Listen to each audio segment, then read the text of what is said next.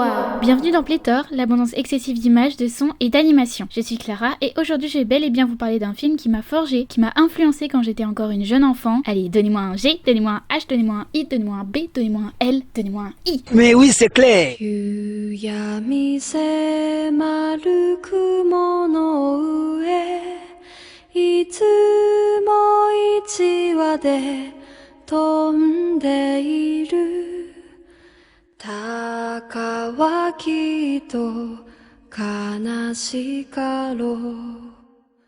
Les Contes de Terre-Mère est un film d'animation japonais de Goro Miyazaki du studio Ghibli, sorti en 2006.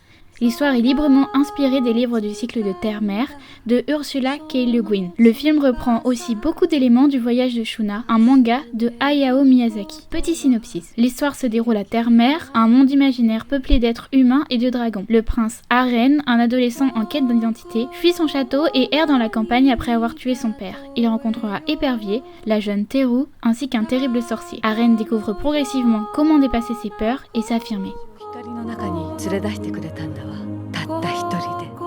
準備は整ったぞ。吐いたか。聞きなさい、アーレン。この世に永遠に生き続けるものなどありはしないのだ。自分がいつか死ぬことを知ってるということは、我々が天から授かった素晴らしい贈り物なのだよ。され。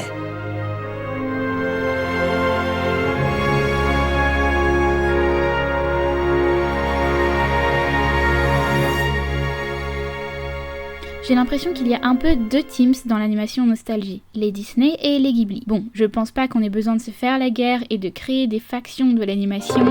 Catapulte tous tes grands morts, tes grands morts. Mais dans mon cas personnel, je suis totalement Team Ghibli. Et ces films m'ont énormément influencé. Je suis une grosse fangirl et je les ai tous vus, donc choisir un film pour ce pléthore a été plutôt difficile. Cependant, il y a un film qui est considéré généralement comme le pire du studio Ghibli, et c'est Les Contes de Terre-Mère. Aïe, coup dur pour Guillaume. Alors attention, unpopular opinion, j'aime beaucoup ce film et je pense qu'au-delà de l'affection mélancolique que je lui porte, il ne mérite pas sa réputation de maillon faible.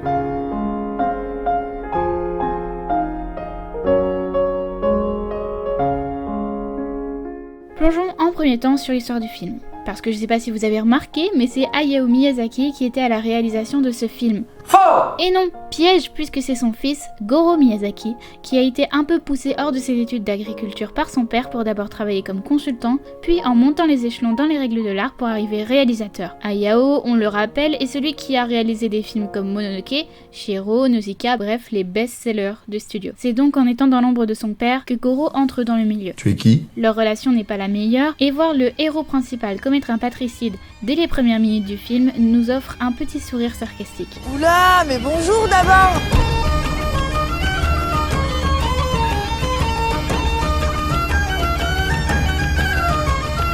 Les Contes de Terre-Mère est censé être une adaptation d'une saga de Ursula K. Le Guin. Saga que Goro Miyazaki avait lui-même lu et apprécié pendant son enfance. Qu'est-ce qui pourrait mal se passer, me diriez-vous? Après beaucoup de réserves, l'autrice a accepté que le studio reprenne son histoire, mais quand elle a vu le produit fini, elle a dit à Goro « Ce n'est pas mon livre, c'est votre film ». Bon, et après elle a fait un petit pamphlet sur son blog, ce qui n'a pas vraiment aidé le film. Quelle indignité. Pour Goro, c'est un coup dur, la pression que son père lui avait mis lui retombe dessus, et son père lui dit en face « C'était ton premier film », pendant que dans les interviews, il lui dit qu'il déteste les Contes de Terre-Mère. Mais vous fumez, monsieur. Alors, on se retrouve avec un film que l'autrice des livres qui l'adapte et la légende du studio qui le produit n'aiment pas. Évidemment, les conséquences sur l'audimat sont lourdes. C'est la goutte, là! C'est la goutte! Masakana. Allez.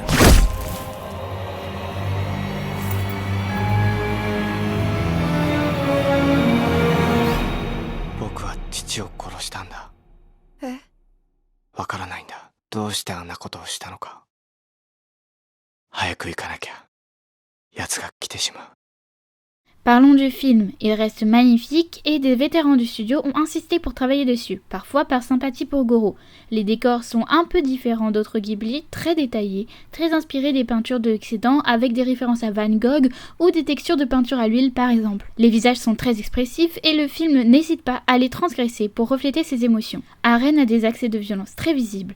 Ses traits se tordent et effraient comme pourraient faire les traits d'un antagoniste alors que c'est, rappelons-le, le protagoniste. Pour ce qui est du chara-design et de certains concepts, Goro s'est inspiré du manga de son père qui avait lui aussi repris des éléments pour son film Mononoke. Ça explique la familiarité qu'ont ces deux films.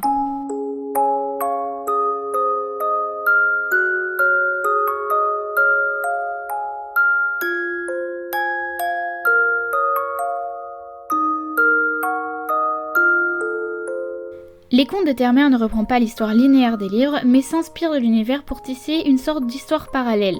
Là où l'influence des livres est la plus présente, c'est dans les villes, l'univers, le folklore, la culture. C'est un parti pris que Goro a dû payer cher, mais qui moi me séduit, d'autant plus que je n'ai pas lu les livres. Ce que le public reproche au film, c'est la première demi-heure qui serait trop lente, et la fin qui aurait des airs de Deus Ex Machina. Bon, je suis pas vraiment d'accord, pour moi c'est la fin la plus badass que j'ai vue dans un Ghibli, et peut-être même de tous les films que j'ai regardés, mais je l'ai vue la première fois quand j'avais 10 ans, donc ça compte peut-être pas.